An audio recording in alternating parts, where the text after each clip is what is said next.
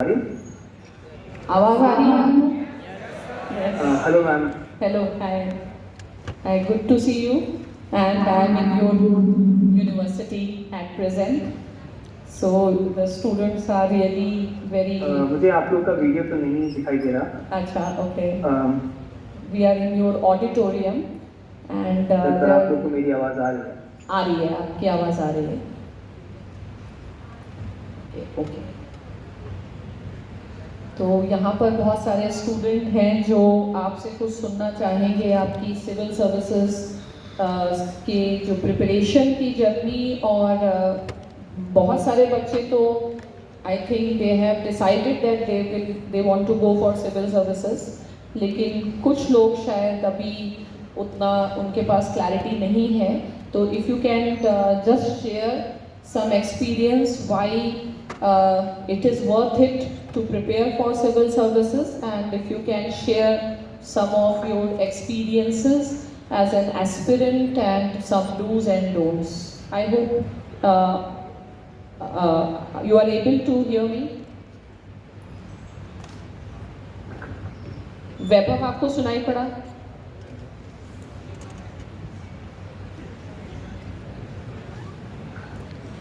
We will be right back due to some technical difficulties. Hello hello हाँ,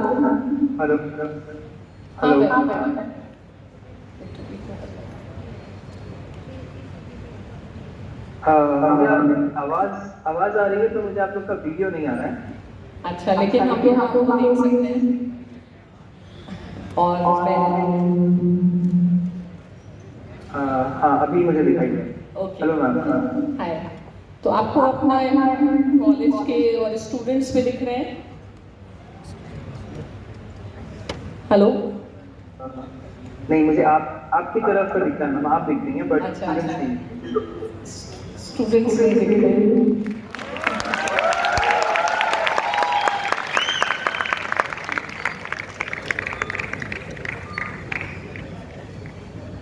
तो आप students के लिए क्या मैसेज देना चाहते हैं और क्या बताना चाहते हैं? I think they are very eager to hear from you.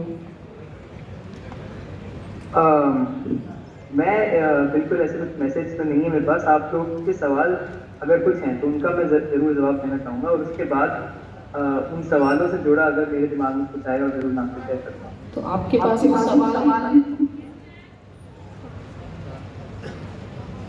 तो पहला सवाल तो यही पूछा जा सकता है कि after joining the civil services, would you recommend कि it is worth it to prepare for the exam and give try for this exam?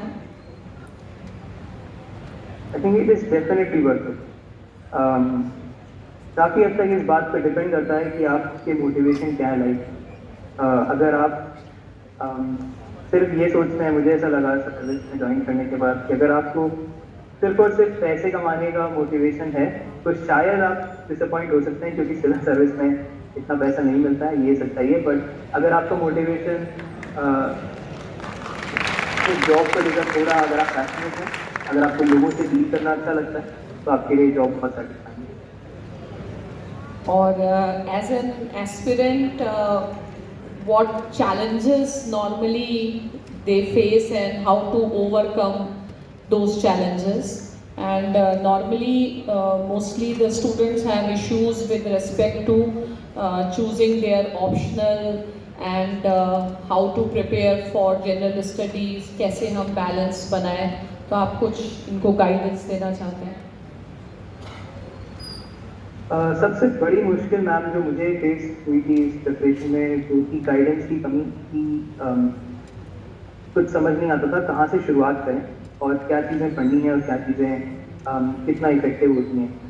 तो अगर आपके पास किसी का गाइडेंस है, कोई पहले जिन्होंने एग्ज़ाम दिया है, तो वो बेस्ट सोर्स है। नहीं तो आप तो मेंटोर ढूंढ ले होंगे। जैसे जो आपका सेकंड क्वेश्चन है उससे रिलेटेड मैम के मेरा कंप्यूटर साइंस इंजीनियरिंग करी है मैंने IIT BSU से, और उसके बाद कंप्यूटर साइंस ऑप्शनल ऑप्शन नहीं था, तो closest was mathematics, but mathematics again एक डिफरेंट केयर है और फिर आप जनरल स्टडीज़ को बैलेंस करने में डिफिकल्टी आती है।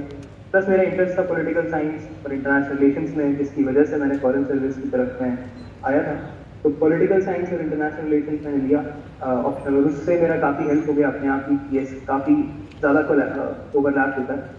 तो एक चीज़ आपको फर्स्ट चीज़ ये ढूंढनी कि आपके पास ऐसी गाइडेंस हो कि आपको एग्जैक्टली कोई रास्ता बता सके कि इस तरीके से पढ़ना है, ये चीज़ें पढ़नी है, एग्जाम के तरीके से प्रिपेयर करें। नॉलेज के पीछे मुझे लगता है कि बहुत बहुत कुछ है जो हम जान सकते हैं, पर वो सब कुछ काम का नहीं है एग्जाम के लिए। तो एग्जाम की स्पेसिफिक तैयारी करें, मेंटोर ऐसा आपको मिलेगा तो काफ़ी हेल्प हो जाएगी। और ऐसा सब्जेक्ट भी ऑप्शनल एक अच्छा तरीका हो सकता है कि जीएस के साथ आप ओवरलैप ढूंढ लें। पॉलिटिकल साइंस एक बहुत अच्छा ऑप्शन है।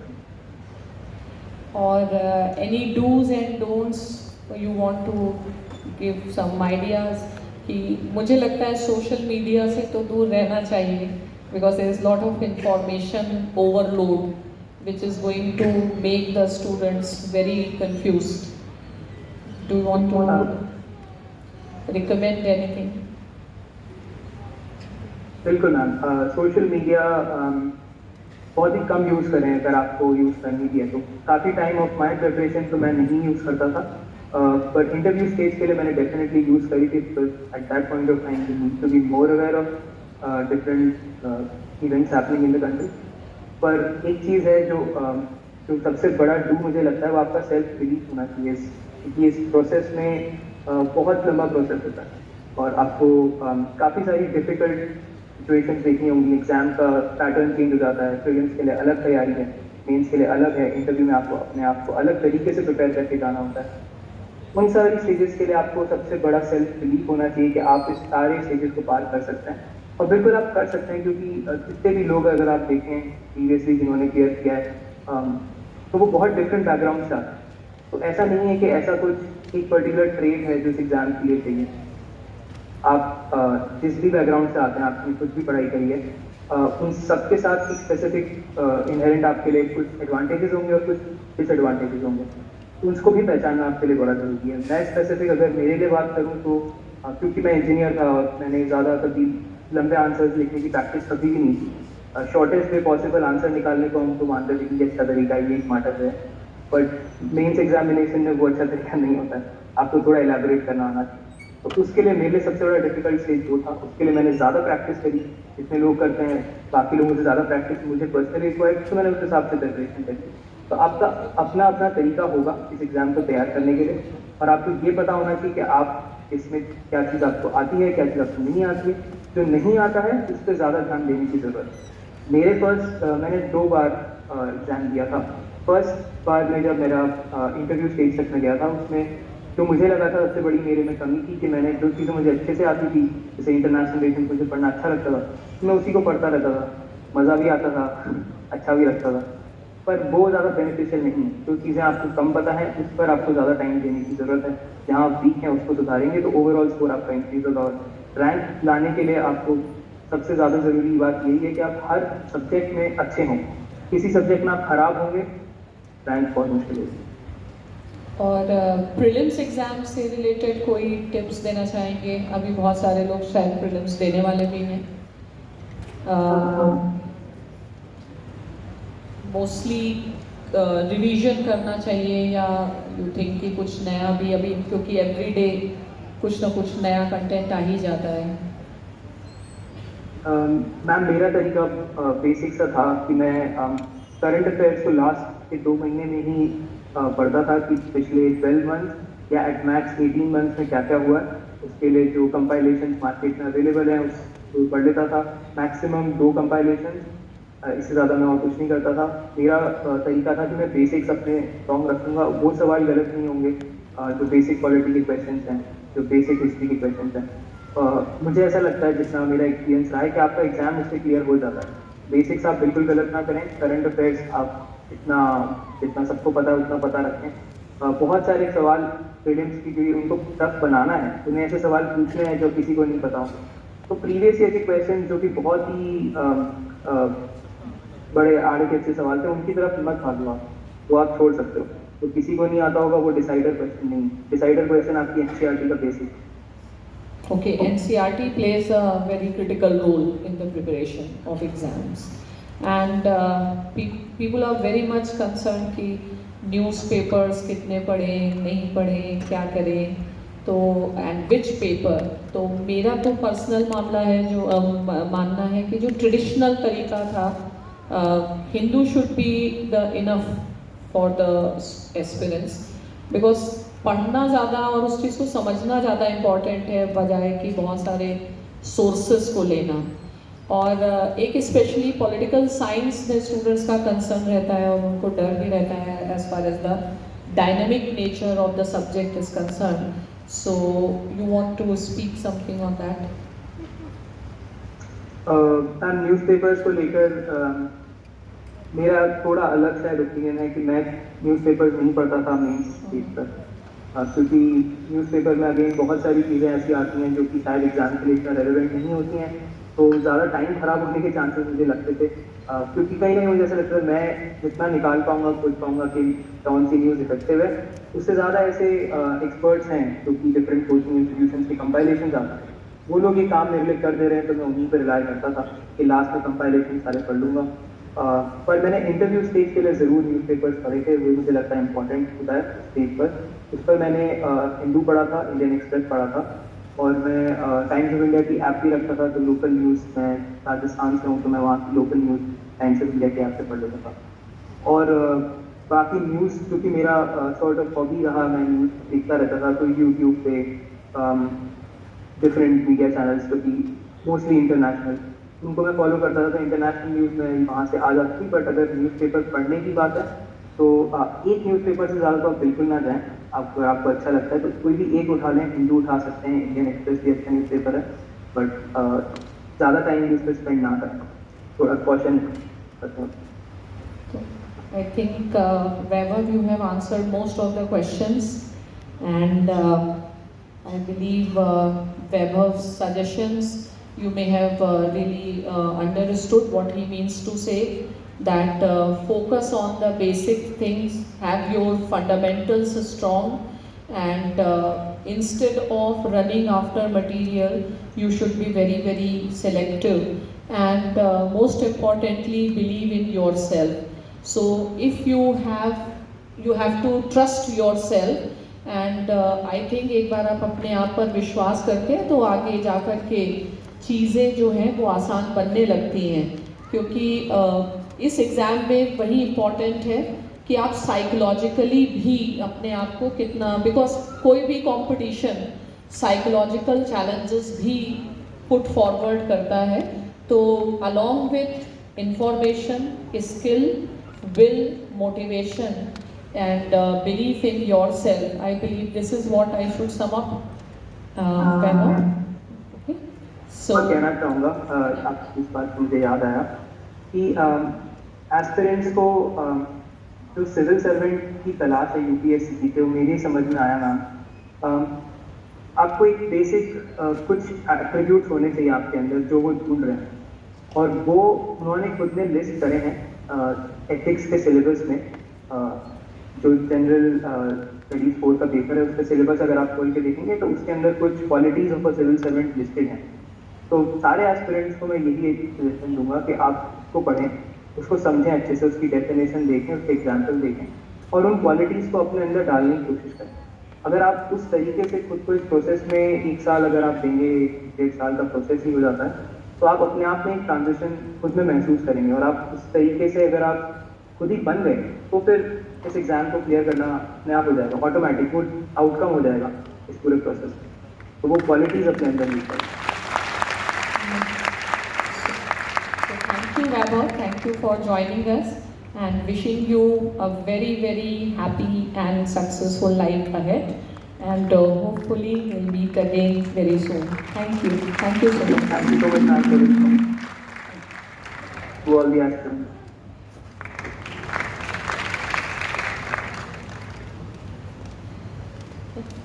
तो अभी आप वैभव से इंटरेक्ट कर रहे थे, एंड यू कैन अंडरस्टैंड कि बहुत ज़्यादा प्रोफेशनलिज्म के साथ, बहुत ज़्यादा टू द पॉइंट होकर के, बहुत ज़्यादा रैशनैलिटी के साथ जब हम प्रिपरेशन करते हैं तो ऐसा कुछ मुश्किल नहीं है। तो यही है कि आप इस एग्ज़ाम की प्रोसेस को समझें, और सबसे पहली बात यह है कि it is very very important कि आप अपने टाइम के वैल्यू को समझें। Time is very precious. तो अगर आप सिविल सर्विसेज में जा रहे हैं, आपको ये समझना पड़ेगा कि किस तरीके से हम अपने टाइम का यूज़ करें, क्या चीज़ हम बिल्कुल अवॉइड करें, क्या चीज़ें हैं जो एसेंशियली हमें करनी है। मैं इतना कह सकती हूँ कि अगर कोई सीरियसली प्रिपरेशन करता है तो एक अटेम्प्ट से ज़्यादा उसको और अटेम्प्ट्स की ज़रूरत नहीं है। First attempt is always the most successful attempt, most useful attempt. तो आप अपने फर्स्ट अटेम्प्ट को काफ़ी सीरियसली लें, क्योंकि आपका नॉलेज भी बहुत फ्रेश होता है, आपका मोटिवेशन लेवल भी हाई होता है। और गवर्नमेंट तो इतने सारे अटेम्प्ट्स देती है, बट आई थिंक दो से ज़्यादा अटेम्प्ट्स देने का कोई सेंस नहीं बनता है। मतलब ऐसा नहीं होना चाहिए कि आप फिर उसी में लगे रहें, क्योंकि there are many things which you can do at this stage. तो अगर फर्स्ट स्टेप लें, स्टेप को अच्छे से उस चीज़ को समझें, साइंटिफिकली समझें, उस चीज़ को रैशनली समझें, और जब तक आपके मन में पूरा खुद से ये विश्वास नहीं है कि मैं सिविल सर्विसेज कर सकता हूँ, या I can Orient my self for the requirements of the examination, तो आप जस्ट इसलिए नहीं दे कि एक नेशनल हॉबी है और सब किसी को देना है तो हम भी दे रहे हैं। ऑफ कोर्स सिविल सर्विसेज, जैसे मैंने कहा, इसका जो सिलेबस है ये आपको बहुत चीज़ों के लिए प्रिपेयर करता है, लेकिन अगर एक आप मन में ठान लेंगे, आपके पास एक करेक्ट अप्रोच होगा, तो there is no such problem जो कि आप सक्सेसफुल नहीं हो। तो ज़्यादा बेटर होगा कि हम लोग स्टूडेंट्स के क्वेश्चंस को एड्रेस करें, क्योंकि बहुत जनरल चीज़ें पता है। जहाँ तक स्टूडेंट्स को one thing I can say, इस एग्ज़ाम के लिए, बिकॉज ये कंपटीशन है, तो कंपटीशन का रूल हमेशा यही होता है, survival of the fittest. And every day you should try to make a better version of yourself. आपका जो कंपटीशन है वो आपके साथ ही है कि आप अपने आप को कैसे और बेहतर बना सकते हैं। तो आई थिंक ज़्यादा अच्छा रहेगा कि अगर मैं आपके क्वेश्चंस को एड्रेस करूं। तो should we start the questions?